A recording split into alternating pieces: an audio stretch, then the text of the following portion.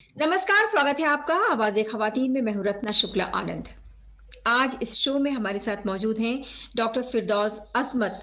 Doctor Firdaus अज़मत Jamia Millia Islamia में associate professor हैं और डॉक्टर फ़िरदौस ने कोविड के दौरान अपना एक उपन्यास लिखा है जिसका नाम है ज़िंदान। इसके अलावा भी डॉक्टर फ़िरदौस उपन्यास लिखती रही हैं, लेखन का इन्हें शौक है और साहित्य में महिलाओं के योगदान पर भी हम आज इस कार्यक्रम के ज़रिए चर्चा करेंगे इसी बहाने। डॉक्टर फ़िरदौस, स्वागत है आपका आवाज़ ख़वातीन में। बहुत बहुत शुक्रिया रत्ना जी। पहले तो मैं आपका शुक्रिया अदा करना चाहूंगी कि आपने मुझे फिर से बुलाया, आवाज़ ख़वातीन में हमें मौका दिया कि हम फिर से अपने ख़यालात को आप तक पहुंचा सकें। बहुत और इस शुक्रिया बार आपका। तो और ज़्यादा मेरे लिए खुशी है क्योंकि आपने स्पेशली मेरी अभी जो रिसेंटली किताब आई है, नॉवेल आई है ज़िंदान, उस पर डिस्कशन के लिए बुलाया और मेरे लिए बहुत खुशी की बात है कि आवाज़ ख़वातीन का एक बार फिर से शुक्रिया। जी, शुक्रिया मैम। डॉक्टर फ़िरदौस, मैं जानना चाहूँगी कि ज़िंदान आपने उपन्यास लिखा कोविड के दौरान। आपके उपन्यास की खासियत ये है कि महामारी के दौरान ये महिलाओं की एक सशक्त भूमिका जो उभर कर आई है, उसका चित्रण करता है ये। तो सबसे पहले दर्शकों को बताएं कि ज़िंदान के मायने क्या हैं और इसकी पृष्ठभूमि क्या है?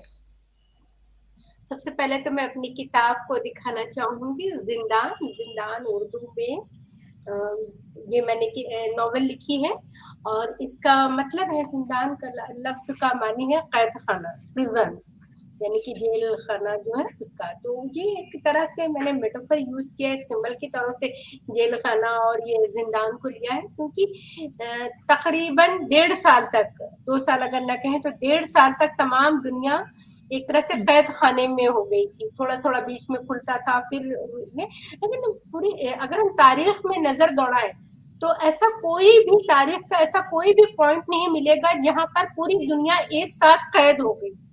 तो ये अपने आप में एक बहुत बड़ी घटना थी। विश्व इतिहास की अगर हम बात करें तो बहुत बड़ी घटना थी। शायद विश्व युद्ध के बाद या इंडियन सब कॉन्टिनेंट के कॉन्टेक्स्ट में पार्टीशन पर बहुत हम लोग बात करते हैं, बहुत सारे लिटरेचर वगैरह आते हैं। 2 ऐसे टर्निंग पॉइंट हैं जिस पर अभी तक लिखे लिखे जाते रहे, चाहे वो साहित्य रहा हो, चाहे समाज शास्त्र रहा हो और चाहे साइंटिफिक तौर पर, बस इस पर काफी काम हुआ है। लेकिन ये कोविड जो एक नई घटना आई, एक महामारी, ऐसा नहीं था कि महामारी से पहले नहीं आई, महामारी बहुत सारी आई, वबा आई और गई, लेकिन वो एक ज्योग्राफिकल लोकेशन पर रही है, शायद दुनिया के एक कोने पर रही है तो दूसरे कोने को उसके बारे में पता नहीं या उसका कोई असर नहीं। बट जो इसको ग्लोबल विलेज की हम लोग पोस्ट 90s कल्पना करते रहे हैं, मतलब बात करते हैं ग्लोबल विलेज की, तो सचमुच इस वबा ने ग्लोबल विलेज के ही की तरह ही इसको प्रोजेक्ट किया कि तमाम दुनिया एक वक्त में कैद हो गई और सब अपने घर में कैद हैं। उन परिंदों को, उन जानवरों को जिनको हम कभी कैद करके मजे लिया करते थे इंजॉयमेंट के लिए, उनको पिंजरे में तोते पालते थे हम लोग, मतलब कि अभी भी लोग करते हैं, बिल्लियां घर में पालते हैं, पेट एनिमल्स में तो बहुत सारी है। तो हम उनके साथ उनको अपनी एंजॉयमेंट के लिए हम उनको कैद करते रहे। लेकिन एक वक्त ऐसा आया कि इंसान जात पूरा जो है वो कैद हो गया है, वो घर के अंदर बाहर जाने की सोच भी नहीं कर सकता, और वही जानवर बाहर आजाद घूम रहे हैं और हम बेबस होकर घर से देख रहे हैं, अपनी खिड़कियों से देख रहे हैं, दरवाजे से झांक रहे हैं कि कब वो, मतलब ये सब हालात सुधरेंगे और हम बाहर निकलेंगे। तो मेरा जो आइडिया था, जो पूरा कॉन्सेप्ट था, वो कहीं ना कहीं वो एक खिड़की से बाहर, हमारा जो कैरेक्टर है वो मुस्तकिल बार बार परेशान होकर खिड़की पर आकर खड़ा हो जाता है और वहीं से बाहर देखता रहता है, बेबस वो नजर, वहां बाहर का नजारा।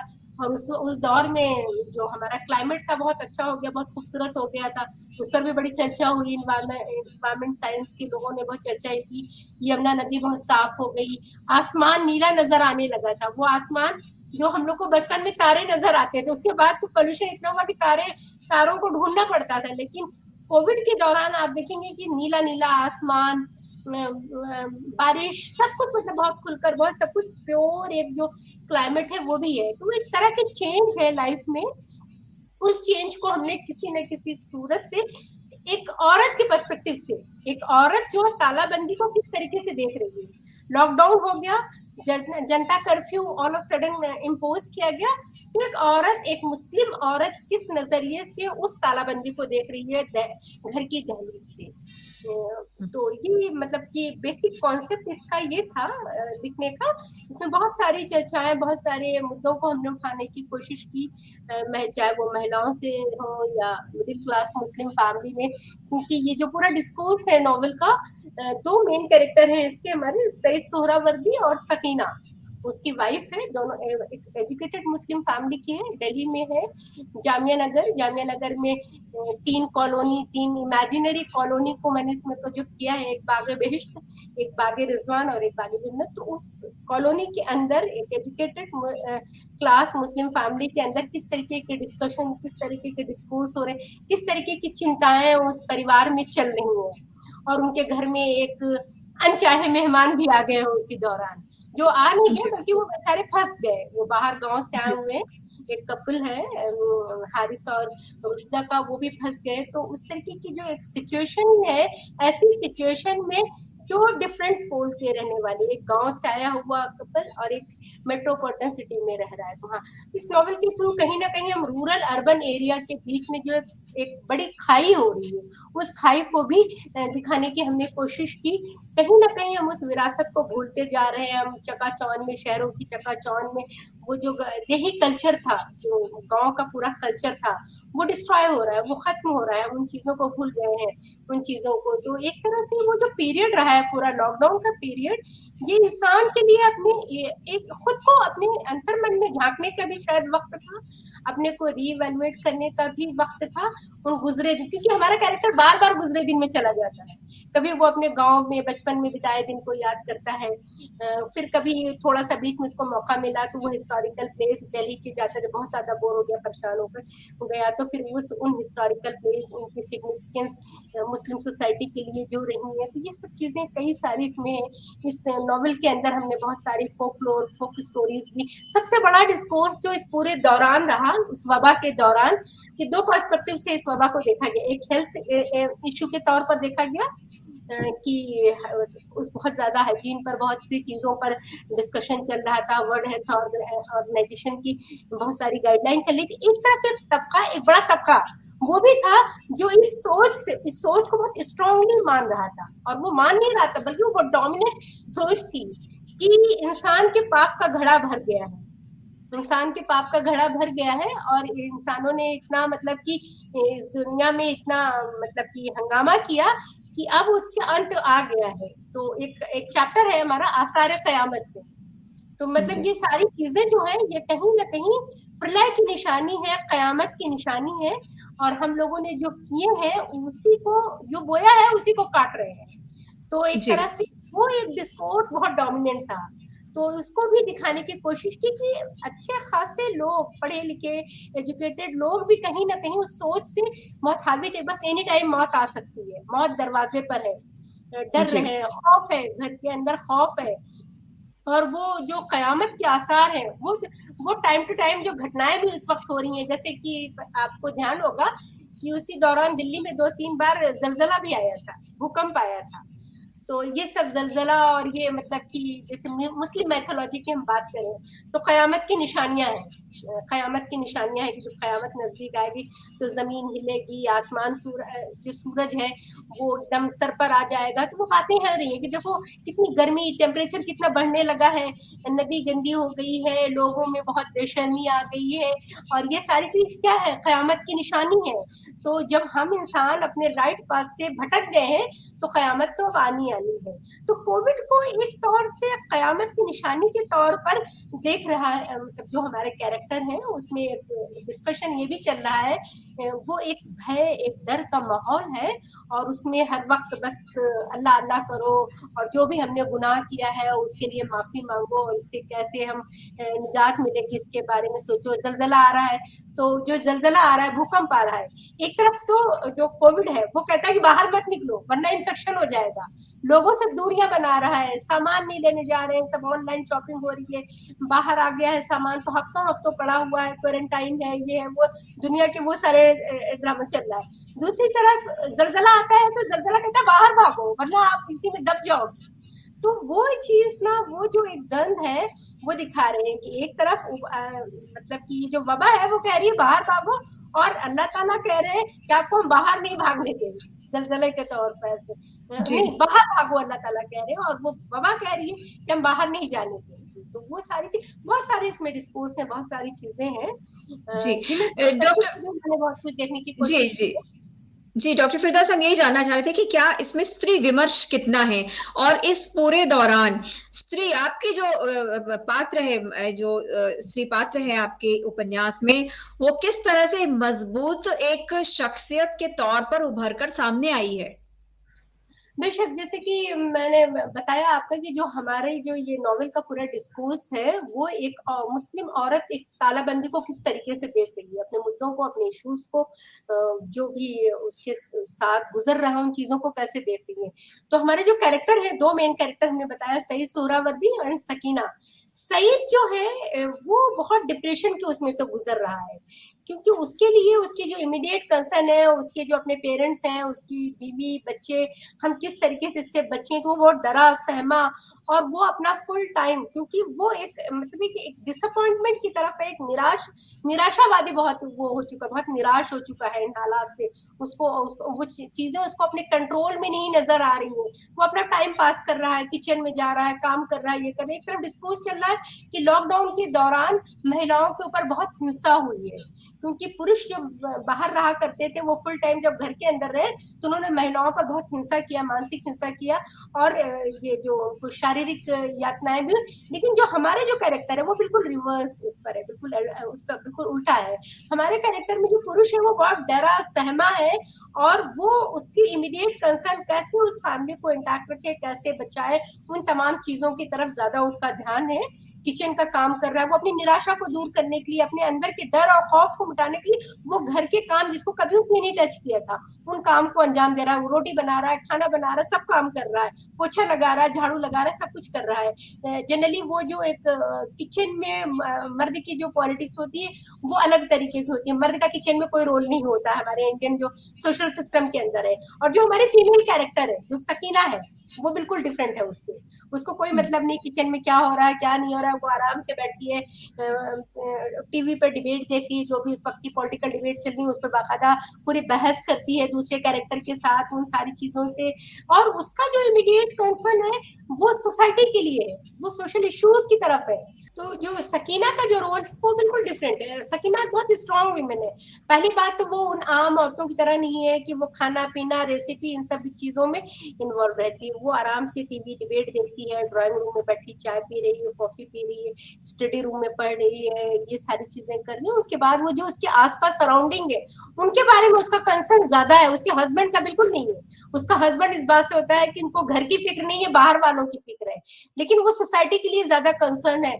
वो औरत जो है वो औरत एक बहुत स्ट्रॉन्ग वीमेन है, जो डर नहीं रही है, जिसके अंदर कोई खौफ नहीं है, बहुत स्ट्रांगली वो इस सिचुएशन को फेस कर रही है। बल्कि वो अपने जो घर के दूसरे लोग हैं, दूसरे फर्द हैं, उनके अंदर वो हिम्मत बनाने की कोशिश कर रही है। जो मर्द है वो बहुत डरा हुआ है, बहुत सहमा हुआ है। तो ये एक तरह की जो एक सीन है वो बहुत ही डोमिनेंट सीन रही है इस पूरे नॉवल की। इसके इसके अलावा भी स्त्री विमर्श, बिल्कुल आपने ठीक कहा, क्योंकि जब खाली टाइम में बैठे हैं तो हर तरीके की बातें हो रही हैं। तारीख पर बात हो रही है, हिस्ट्री पर बात हो रही है कि किस तरीके से जो लाइक, और इसमें न सिर्फ ये हिंदुस्तान के अलग अलग शहरों के बारे में बात कर रहा है, बल्कि वर्ल्ड वाइड भी बात करता है ये नॉवल। ये बात करता है वेस्टर्न जो पूरा थॉट रहा है औरत को लेकर, औरत के तस्वर को लेकर, विच हंटिंग की जो विच हंटिंग लाइक उसको क्या बोलेंगे, उस पर भी ये बात करता है कि किस तरीके से जो वेस्ट, क्योंकि उस दौरान आप देखेंगे कि बहुत सारी चीजें टोने टोटके ये सब बहुत आम हो गए थे, ये सब बहुत आम हो गए थे। तो उसको कहीं ना कहीं कनेक्ट कर रही है कि ये जो चीजें हैं, ये जो चीजें घटनाएं हो रही हैं सिर्फ इंडियन कॉन्टेक्स्ट में नहीं है, बल्कि वेस्टर्न कंट्री भी इससे इन्फ्लुएंस रहा है। वहां भी औरतों को बहुत ज्यादा पुश का एक तरह से ऑपरेशन किया गया, उनको बहुत दबाया गया, सिर्फ विच हंटिंग की ही एक इंसिडेंट कर लिया कि उस वक्त का जो 16-17 सेंचुरी में यूरोप में पूरा एक बहुत ही डोमिनेंट नोशन था कि जो सिंगल वीमेन होती हैं उनके साथ कैट्स होती, बिल्ली वो पालती थी, तो इसलिए उनको एक डायन के रूप में देखा जाता था। और उनका एक सिस्टमेटिकली वो है, मतलब बहुत ही एक बहुत ही संगठित तौर पर औरतों का सामूहिक वध किया गया, स्टेट स्पॉन्सर्ड, जिसको विच हंटिंग का जो पूरा कॉन्सेप्ट है कि ऐसी औरतों को जिंदा जला देना चाहिए, क्योंकि इनकी जो आत्मा, ये जो बिल्ली के साथ रहती हैं तो बुरी आत्मा की ये कैरियर होती हैं और वो ठीक नहीं है सोसाइटी के लिए, पूरे के पूरे गांव जला दिए गए। तो इन सब चीजों पर टाइम टू टाइम वहां पर डिस्कोर्स हो रहा है, चीजें हो रही हैं। फिर टेलीफोनिक बातें, और जो दूसरे लोगों के साथ हैं दूसरे शहर में क्या हो रहा है क्या नहीं हो रहा है, जैसे उसी वक्त गांव में बिल्कुल इसका कोई खास असर नहीं पड़ता नजर आ रहा तालाबंदी का। वहां पर लोग मिलजुल रहे हैं, बातें कर रहे हैं। दूसरा, इसी दौरान जो एक तरह का सोशल ट्रांसफॉर्मेशन हो रहा है कि ऑनलाइन शॉपिंग हो रही है, ये सब चीजें हो रही हैं। तो इन सब चीजों को बहुत ही मतलब इसमें नॉवल में अहम इसका हिस्सा रहा है। एक सोशल जी ट्रांसफॉर्मेशन के दौर से जो गुजर रहे हैं हम, वो सारी जी चीजें उस जी। दौरान। तो जैसा मैं सुन पा रही हूँ, जिस जिस तरह से आपने वर्णन किया जिंदान का, मुझे लगता है कि आपका जो उपन्यास है जिंदान, उसमें तीन चार चीजें बहुत ही व्यापक तौर पर कवर की गई हैं। एक तो इसमें जेंडर इक्वालिटी का मुद्दा मुझे नजर आ रहा है कि मर्द काम कर रहे हैं, औरत जो है वो बैठी हुई, जबकि हम हमेशा इस की मांग करते हैं कि भाई औरतों को बराबरी का वो मिले, औरतें सिर्फ किचन में काम करने के लिए नहीं है। तो जेंडर इक्वालिटी नजर आ रही है मुझे, इसमें साक्षरता नजर आ रही है, क्योंकि आपके उपन्यास की जो जो पात्र है, महिला पात्र, वो पढ़ी लिखी है, वो बाकायदा डिस्कशन कर रही है, ड्राइंग रूम में बैठी हुई है, हर मुद्दे पर चर्चा कर रही है। आपके उपन्यास में मुझे कहीं भी महिलाओं के खिलाफ अत्याचार जैसी चीज नजर नहीं आ रही, जिस तरह से आपने चित्रण किया है। तो ये कहीं ना कहीं जो आपने ये सारी चीजें ली हैं, ये चूंकि आप एक महिला हैं, आपने ये उपन्यास लिखा है और आपके जरिए इस महिला पात्र को गढ़ा गया है, तो क्या इस वजह से ऐसा है? जब पुरुष लिखता है तो वो कुछ और लिखता है।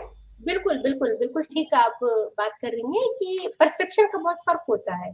एक मर्द जब औरतों के बारे में लिखता है, सोचता है, इमेजिन करता है, प्रोजेक्ट करता है, वो कैसी होगी। एक औरत जब खुद अपने बारे में एक लाइफ एक्सपीरियंस को शेयर करती है, जो खुद जी रही है, जो उसके साथ हो रहा है, वो अपने बारे में अपने को खुद को वो प्रोजेक्ट कर रही है, तो दोनों में बड़ा फर्क होता है।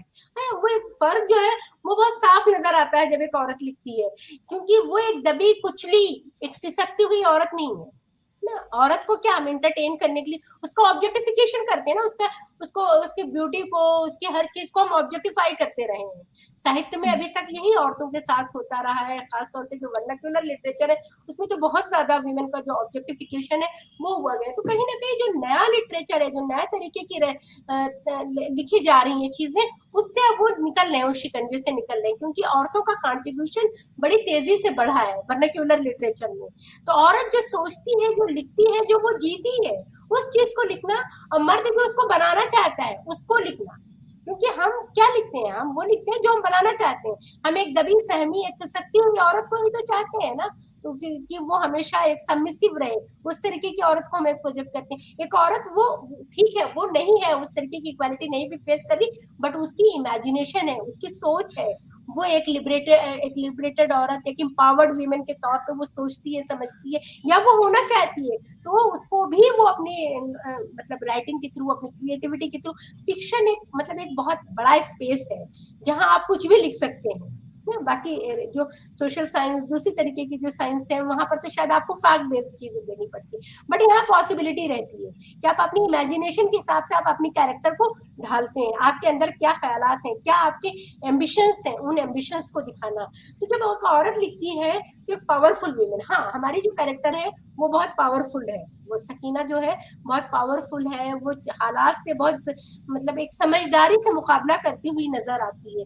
वो एक बहुत ही वेल एजुकेटेड, वेल अवेयर और पॉलिटिकली बहुत कॉन्शियस है। वो जो सराउंडिंग में चीजें हो रही हैं उनकी तरफ भी बहुत ज्यादा कॉन्शियस है और दूसरों को भी कर रही है, अवेयर कर रही है। वो दूसरी तरीके की जो रिलीफ एक्टिविटीज हैं, जैसे कि लॉकडाउन के दौरान उनका बहुत ही मतलब एक बहुत बड़ा एक बहुत बड़ा रोल रहा है, जो सिविल सोसाइटी थी, कि लोग जब ये ऑल ऑफ सडन तालाबंदी हो गई और मजदूर जा रहे हैं, दूसरे लोग मतलब कि खाने पीने की मुश्किल आ गई क्योंकि बहुत से लोग अनएम्प्लॉयड हो गए थे ना, तो उस दौर में औरतों का क्या रोल रहा, ये एक बड़ा इंपॉर्टेंट रोल है। उस कॉलोनी में औरतें किस तरीके से मतलब एक दूसरे को के साथ एक डिस्कशन चल रहा है कि हाँ हमको इस तरीके से उस फला फला घर में उसको ये पहुंचाना है, उसको ये पहुंचाना है। मर्द आपको इस तरीके की चीजें नहीं नजर आ रही। ऐसी एक्टिविटीज में औरत का रोल बड़ा अहम हो जाता है चीजों, क्योंकि औरतें शायद ज्यादा अच्छे से उन दर्द को, उन एहसास को समझ सकती है। हम ये नहीं कह सकते कि मर्द इनसेंसिटिव होते हैं,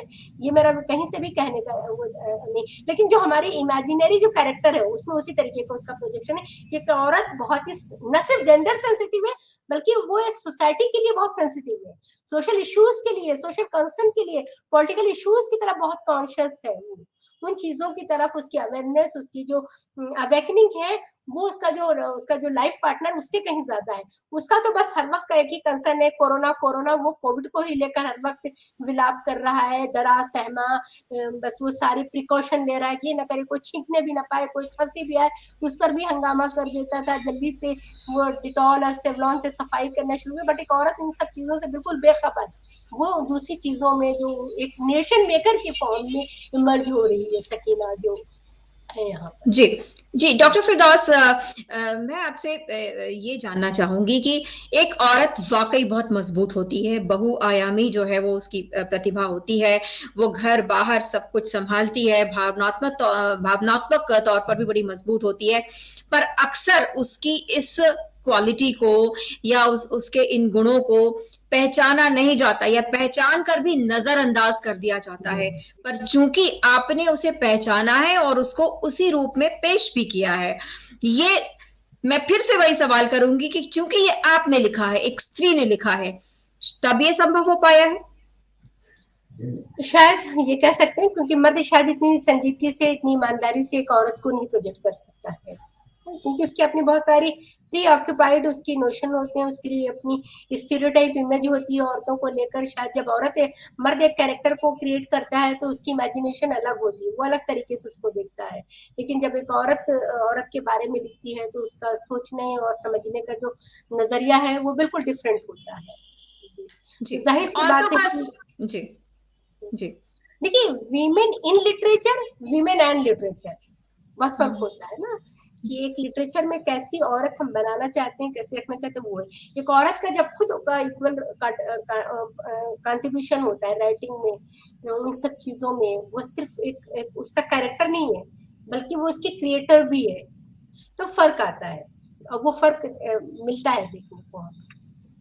महिलाओं का साहित्य में आना और अपने बारे में लिखना कितना जरूरी है? क्या वाकई साहित्य में महिलाओं का जो योगदान है वो अभी उस तरह से है, उतना बड़ा योगदान है, या वो अभी भी उनको पहचान नहीं मिल पाई है? देखिए, बात पहचान में नहीं, पहचान की बात क्यों करें, अब तो महिलाओं को इतने सारे अवार्ड, हमारे यहाँ खुद इंडिया में इतने सारे रेफरेंस है, चाहे वो अरुंधति रॉय है या अभी क्या नाम है उनका, गीतांजलि श्री, और ये तो हम नहीं कह सकते हैं कि उनको एक्नॉलेज नहीं किया गया या उनको पहचान नहीं मिली। पहचान तो बहुत है, विश्व पटल पर उनको पहचान मिली है, वो सारी चीजें हैं।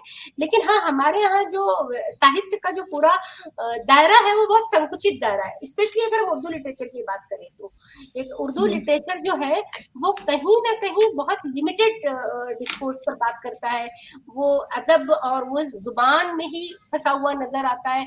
दूसरी तरीके की इंटरडिसिप्लिनरी अप्रोच, वो उसमें अभी उस तरीके की चीजें, शायद मेरी एक लिमिटेड रीडरशिप रही हो, हमें नहीं नजर आया, क्योंकि मेरा खुद उर्दू एज ए सब्जेक्ट मैंने कभी पढ़ा नहीं है, तो हो सकता हो कि मेरा लिमिटेड नॉलेज हो, लेकिन मुझे मेरी जो अंडरस्टैंडिंग रही है उर्दू को पढ़ने की और उर्दू में जो नॉवेल या दूसरी तरीके की चीजें, तो हमें बहुत लिमिटेड स्पेस वहाँ वुमेन के लिए मिला। हालांकि यही उर्दू लिटरेचर है जहाँ इस्मत चुगतई, फुरातुल एंड हैदर, रशीद जहाँ जैसी रिवॉल्यूशनरी वीमेन भी रही है, कि वो फर्स्ट शायद वर्नाक्यूलर लैंग्वेज रही है जिसमें इतनी रेडिकल राइटिंग्स आपको मिलती हैं जेंडर सेंसिटिव फेमिनिस्ट पर्सपेक्टिव से, जो कि एक पूरा एक फेमिनिस्ट थॉट एंड थ्योरी के लिए पूरा एक स्कूल अगर उसको कहा जाए लिटरेचर का, तो वो कम नहीं होगा।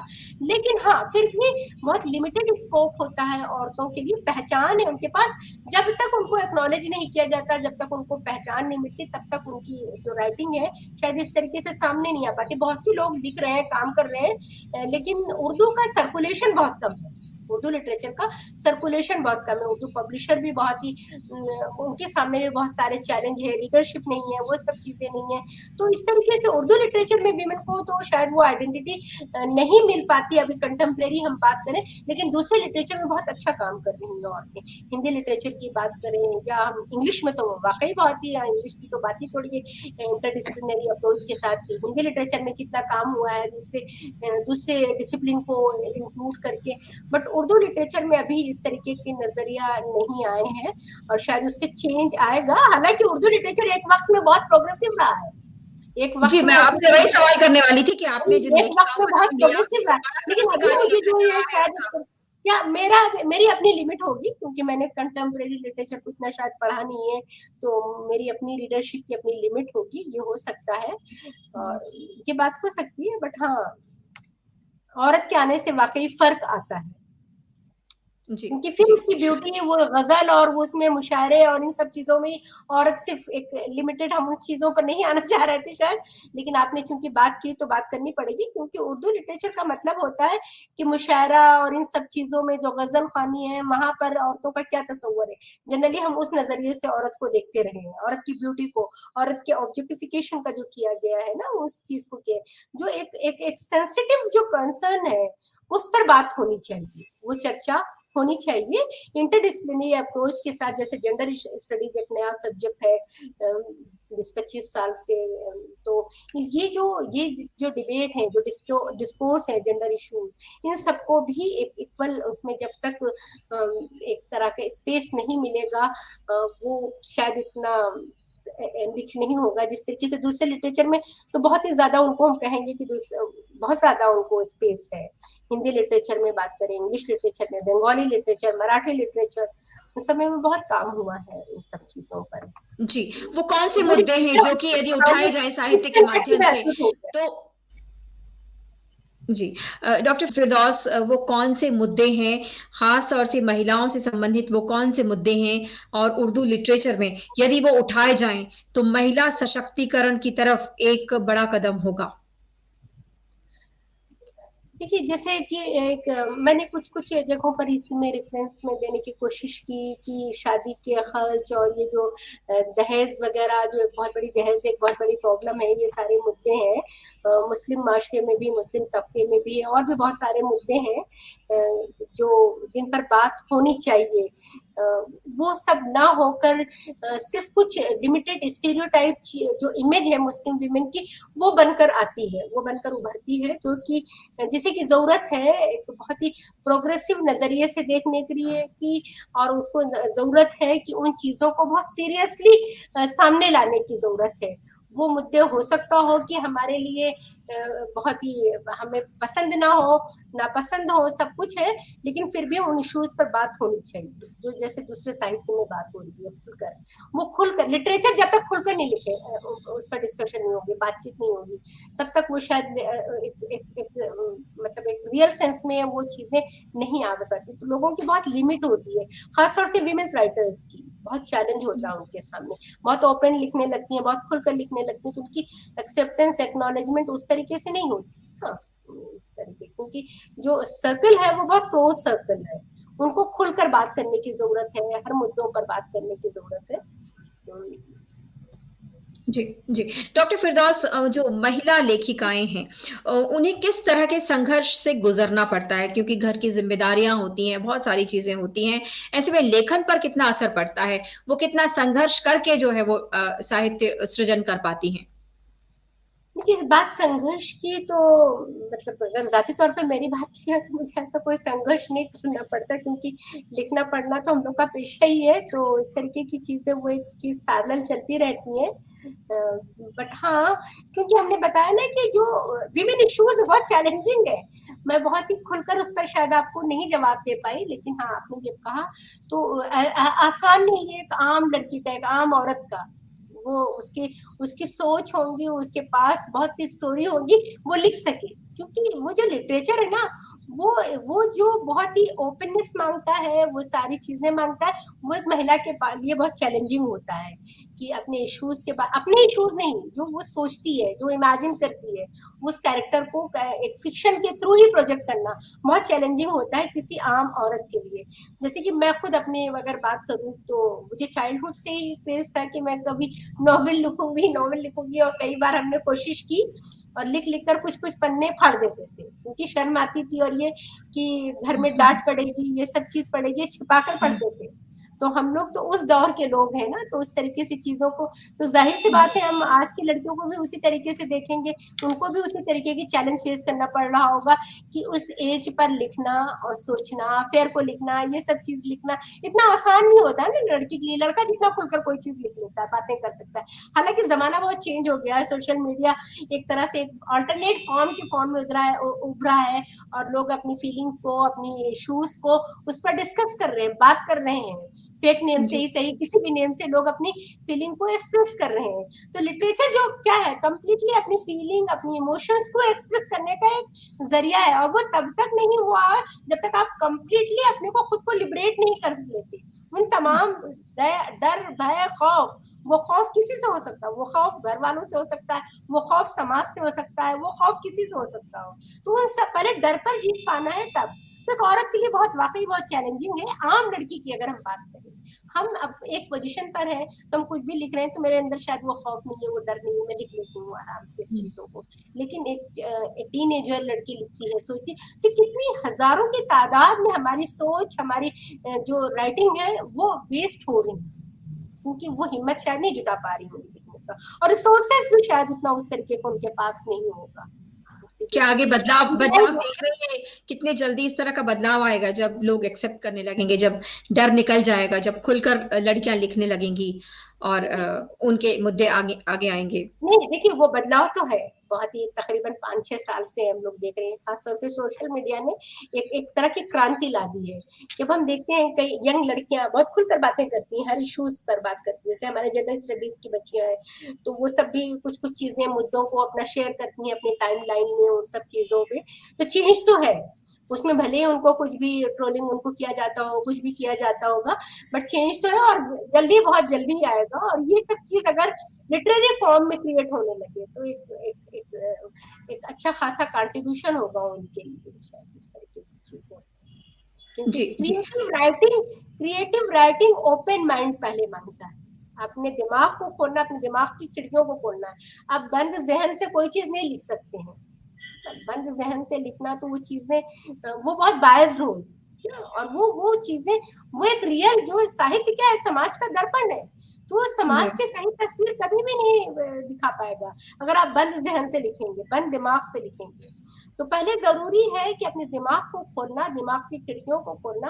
और जिस दिन लड़कियां अपने दिमाग की खिड़कियों को खोल लेंगी, उन डर, उन खौफ पर एक तरह से जीत कर लेंगी, तो क्रिएटिव राइटिंग के लिए वाकई एक तरह की क्रांति होगी। और अगर हम उर्दू साहित्य की बात करें, तो उर्दू साहित्य के लिए खासतौर से ऐसी लड़कियों की जरूरत है, ऐसी सोच की जरूरत है जो जेंडर सेंसिटिव हो, फेमिनिस्ट पर्सपेक्टिव से लिखी जाती हो, क्योंकि इस्मत और कुर्रतुल एंड हैदर रशीद जहां का दौर तो बहुत पहले चला गया है ना, बहुत पहले। अभी नई जो जनरेशन है उसमें उस तरीके की चीजों को आना है, उस तरीके की सोच को लाना। ऐसा नहीं कि लिखा नहीं जा रहा, लिखा जा रहा है, चीजें हैं, बट उस तरीके का सर्कुलेशन नहीं है ना। हमने बताया कि उर्दू की सबसे बड़ा जो चैलेंज है उर्दू लिटरेचर के लिए, कि उनकी रीडरशिप बहुत लिमिटेड है और सर्कुलेशन बहुत कम है। और पब्लिशर जी, का अपना एक चैलेंज है, पब्लिशिंग हाउस भी उस तरीके से नहीं, जिस तरीके से दूसरे साहित्य के लिए ऐसी चीजें नहीं है। जैसे हिंदी साहित्य के लिए काफी अच्छे अच्छे पब्लिशर्स हैं, इंग्लिश के लिए तो बात ही अलग है, क्योंकि इंटरनेशनल एंड नेशनल लेवल पर आपके पास दोनों होती है।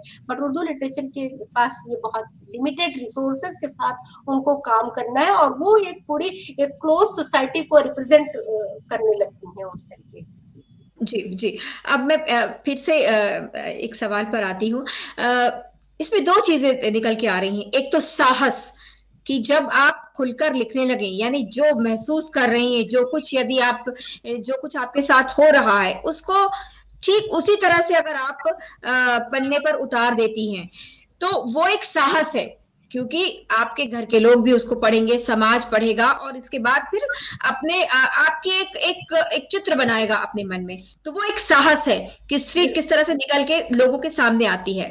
और दूसरा जो सबसे बड़ी जो परेशानी है कि उसके पास समय नहीं है, क्योंकि वो होम मेकर भी है, उसे घर भी संभालना है, तो अलग से अपने लिए समय निकालना ये भी एक बहुत कठिन काम है कि स्त्री का अपना अपना स्पेस, अपना समय। एक साहित्य से जुड़ी महिला के लिए इन सब चीजों को मैनेज करना कितना कठिन होता है? नहीं, मैं ये इस बात से एग्री नहीं करती कि अगर वो होम मेकर है, घर के काम कर रही है, तो उसको समय नहीं मिलता। उसको अपने लिए समय देना चाहिए, और देती हैं। बहुत सारी होम मेकर, बहुत सारी औरतों ने बहुत काम किया है, और वो अलग तरीके का एक नजरिया लेकर आती हैं, क्योंकि वो अपने समाज को पूरी तरीके से चित्रित करती है ना, तो वो एक अलग जी, तरीके का कंट्रीब्यूशन होता है। एक वर्किंग जी, वुमेन, उसके अपने प्रेशर्स होते हैं, उसके आउटसाइड वर्ल्ड के एक अपने एक्सपीरियंस होते हैं, वो उसको करती है। एक टीनेजर लड़की लिखती है तो वो अपने सपनों की दुनिया को करती है। तो ये चीज से मैं एग्री नहीं करती कि अगर होम मेकर है तो उनके लिए बहुत ज्यादा चैलेंजिंग है। देखिए, हिम्मत होनी चाहिए, जज्बा होनी चाहिए आपके अंदर, आपकी अंदर क्रिएटिव पावर होनी चाहिए, तो आप जरूर लिखेंगे। हाँ, दूसरे तरीके के जो रिसोर्सेज की कमी है, वो शायद सबको इक्वल नहीं मिल पाती है। ये बात है, जैसे उर्दू लिटरेचर की हम बार बार क्यों बात कर रहे हैं, क्योंकि यहाँ सबसे बड़ा जो प्रॉब्लम है, वो जुबान को लेकर जो स्ट्रगल एक चल रहा है ना, जुबान को लेकर चल रहा है। रीडरशिप उसकी बिल्कुल नहीं है, लोग पढ़े लिखे और नहीं। और उर्दू में सबसे बड़ी मुश्किल ये है कि जो लोग लिख रहे हैं, वो बहुत ही क्लासिक स्टाइल में लिख रहे हैं, और टफ उर्दू लिख रहे हैं। तो लोग उसको जो आम तौर से जो आम जुबान को समझने, देखिए मेरी जिंदान की एक और खासियत है कि मैंने इसको आम जुबान में लिखने की कोशिश की है। मैंने वो जी, उर्दू नहीं इस्तेमाल की है जो पर्शियनाइज्ड उर्दू है, जो 19th सेंचुरी एंड वो उस तरीके की उर्दू जो मीर और गालिब वाली उर्दू है, वो तो मैं शायद सोच भी नहीं सकती लिखने की। वो मैंने नहीं लिखी। मैंने आम जो उर्दू क्या है, उर्दू जो नेटिव स्पीकर जो दूसरी लैंग्वेज के साथ अरबी फारसी की शब्दों का हिंदी और दूसरी जो हमारी वर्नाक्यूलर लैंग्वेज है, उनके मिक्स होने से जो एक जुबान का इवोल्यूशन हुआ, वो उर्दू जुबान है जो हम घर पे बोलते हैं, जो हम अपने सपनों में सोचते हैं ना। जुबान तो आपकी मादरी जुबान क्या है, जो आप सपनों में सोचते हैं, उसी जुबान में बिल्कुल। मैंने लिखा है। और उस जुबान को एक्सेप्टेंस नहीं मिलती, क्योंकि वो कहीं ना कहीं लैंग्वेज के नजरिए से कमजोर हो जाती है। तो उसको कम, जी, ये बहुत बड़ी चैलेंज है, ये औरतों के लिए ये भी बहुत बड़ा चैलेंज है, क्योंकि औरतें जो होती हैं वो लिंग्वा फ्रैंका, वो उस तरह की जुबान ज्यादा इस्तेमाल करती हैं, वो क्लासिक जुबान उस तरीके की कम इस्तेमाल करती हैं। तो ये भी एक चैलेंज है उर्दू, मतलब अगर हम उनकी बात तो करें तो। यहाँ भाषा की बात भी आ जाती है कि पुरुषों के द्वारा बिल्कुल, जो गढ़े गए शब्द हैं, वो कहीं ना कहीं बिल्कुल एक स्त्री भाषा में, उसमें कैद है, उसमें एक तरह से बिल्कुल कैद है। भाषा में बहुत क्लियर डिस्टिंक्शन है यहाँ पर, एक पुरुष की भाषा और एक महिला की भाषा। पुरुष की भाषा जो लाइक मर्दानी जुबान, जनानी जुबान का कॉन्सेप्ट है ना, यानी दिल्ली में जो नजीर अहमद की जो पूरी नॉवल थी बेगमा की जुबान, उनको क्यों कहा गया, क्योंकि उन्होंने जो यहाँ की लोकल जुबान थी, औरतों की जुबान थी, उस जुबान को उन्होंने अपने नॉवल के कैरेक्टर के थ्रू बातचीत कराया ना। तो वो जो जनानी जुबान है, उसकी एक्नॉलेजमेंट, उसकी एक्सेप्टेंस उस तरीके की नहीं है, क्योंकि भाषाई जो शुद्धता की बात करी जाए, उस उसमें शायद स्टैंडर्ड पर कम आती है। तो ये भी एक चैलेंज है विमेन क्रिएटिव राइटर के लिए उर्दू जुबान में, एटलीस्ट मुझे फेस करना पड़ा है। मैं औरों के बारे में नहीं जानती, जिनकी उर्दू जुबान रही होगी तो उनको तो शायद ये नहीं होगी, लेकिन मेरी तो कभी जुबान नहीं रही है ना। लाइक मेरी जुबान तो रही है, मादरी जुबान तो रही है, लेकिन मेरे लिखने की जो रस्म खत जिसको कहते हैं आप, राइटिंग में, पढ़ने में, वो चीज मेरे उसमें चलन में नहीं रही जी, है। तो मैं लेकिन सवाल मेरे करूं कि घर क्या की इससे जुबान है। गुणवत्ता गुणवत्ता पर असर इसको माना जाएगा गुणवत्ता भी, वो नजरिया है अपना अपना, पर प्रकाशक क्या इसको दूसरे तरह से देखते हैं, नहीं, बिक्री ये पर भी डिपेंड असर करता पड़ता है है, क्या इससे? डिपेंड करता है कि जी। क्रिटिक इसको कैसे लेते हैं। कुछ लोग उसको बहुत पसंद करते हैं हम्म कि हम्म आप एक नॉवेल, मान लीजिए हम इलाहाबाद, इसमें ये मेरी जो नॉवेल है, इसमें मैंने हम्म दिल्ली जामिया नगर और इलाहाबाद का एक गांव है सरायकनी वहां की। अब हम्म वहां पर जो वहां का कैरेक्टर है, जो अवधी बोलता है, उर्दू मिक्स के साथ अवधी बोलता, उसको हम चेस प्योर पर्शियनाइज उर्दू में बात करवाने लगे, तो बिल्कुल वो रियलिटी नहीं रह जाएगी ना। तो बिल्कुल जाहिर सी बिल्कुल। बात है, जुबान, मैं क्या कह रही हूँ, क्रिएटिव थिंकिंग, क्रिएटिव राइटिंग उसी में है कि जिसमें आप ख्वाब देखते हैं, जिसमें आप बातचीत करते हैं। लेकिन जब हम लिखने बैठते हैं तो बहुत क्लासिक हो जाते हैं। आप देखेंगे किसी इसी तरीके से इंग्लिश राइटिंग में भी कुछ लोग बहुत पोस्ट मॉडर्निस्ट, लाइक बहुत टफ इंग्लिश यूज करते हैं जिसके लिए डिक्शनरी की जरूरत, कुछ लोग बहुत ही एक ऐसी आसान जुबान में बात करते हैं जो बहुत अच्छे से आम लोग भी इसको समझ बोले।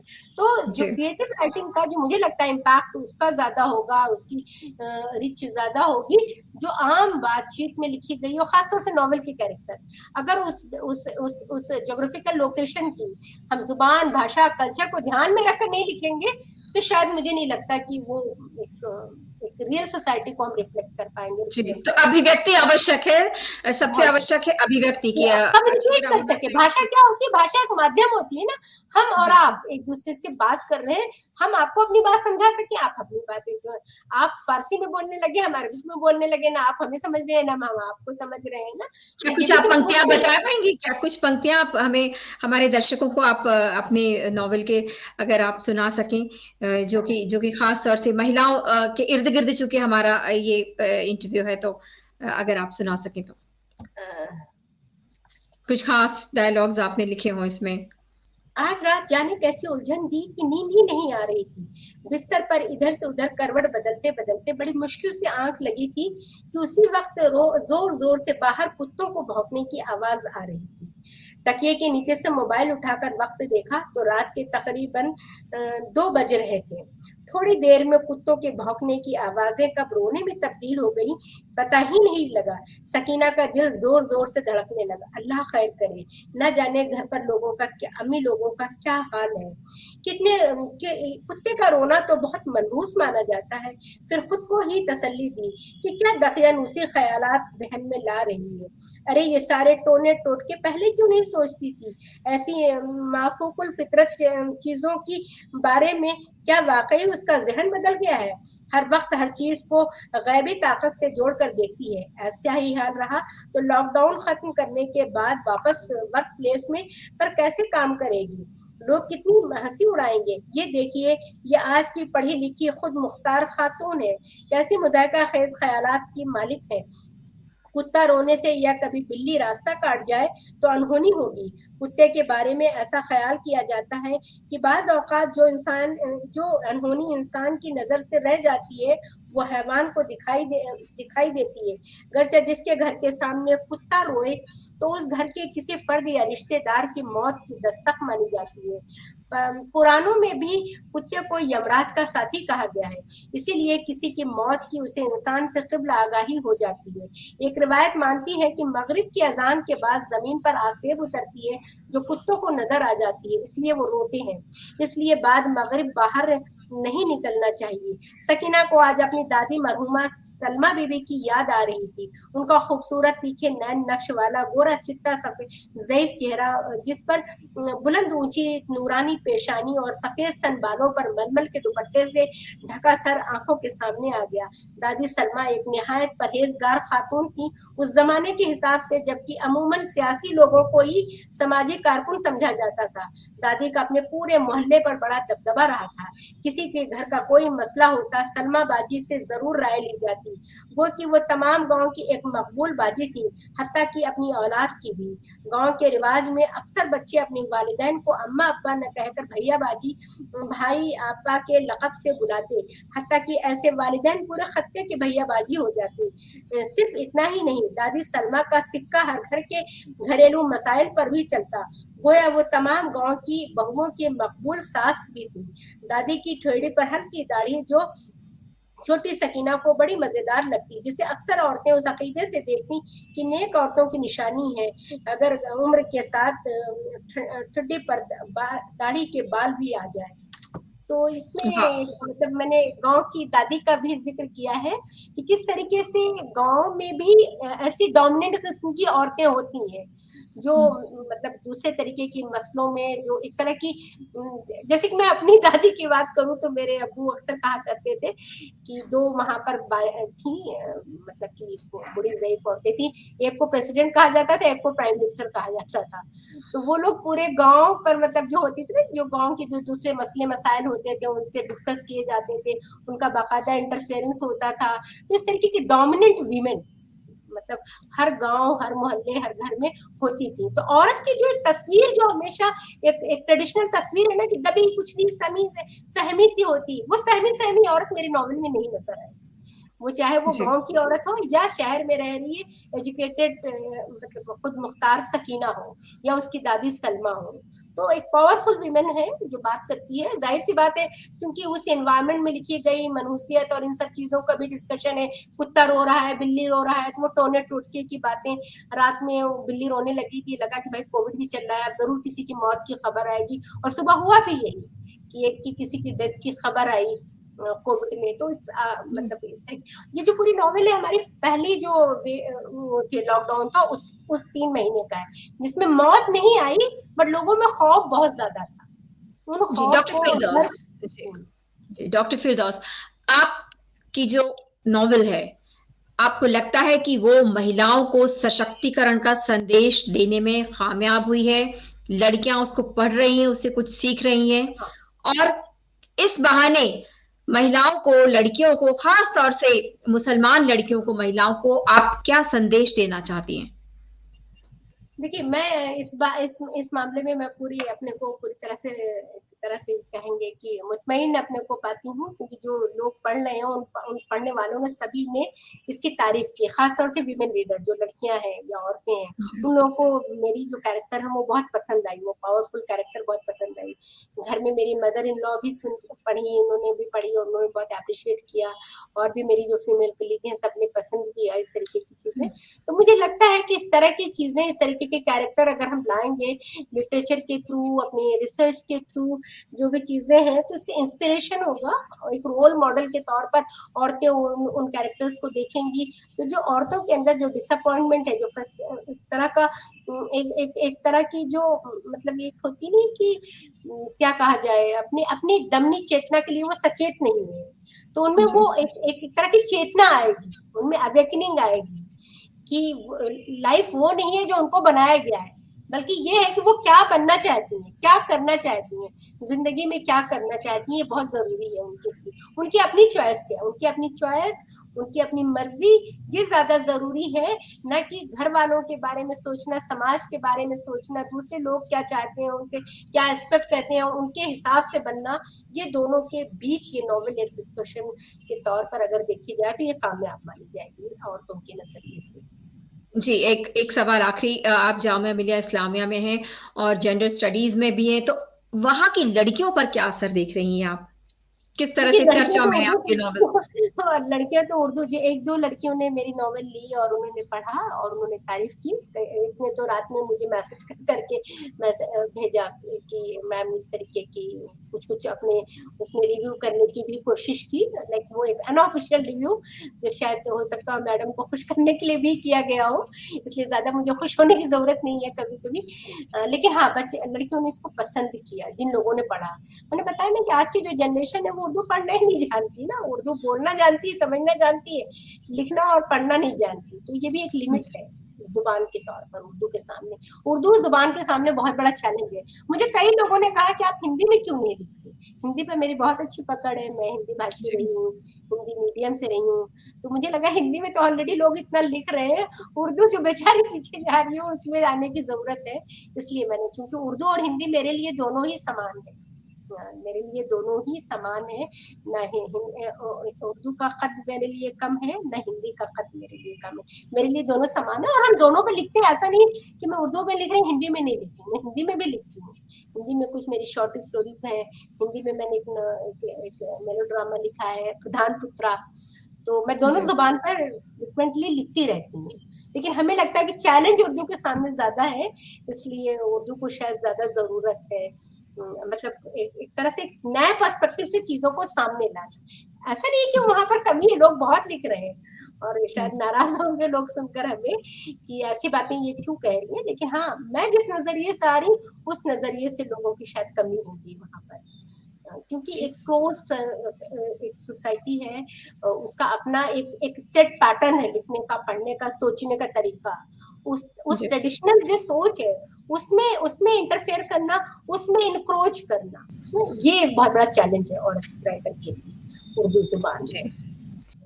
जी, तो हम अपने दर्शकों से अपील करेंगे कि जिंदान जरूर पढ़ें और एक मैसेज देने की कोशिश की है डॉक्टर फिरदौस अजमत ने कि साहित्य एक बहुत बड़ा जो है साहित्य का योगदान हो सकता है बदलाव लाने में और महिला सशक्तिकरण में खास तौर से एक बहुत बड़ी भूमिका निभा सकता है साहित्य। महिलाओं को भी खुलकर सामने आने की जरूरत है।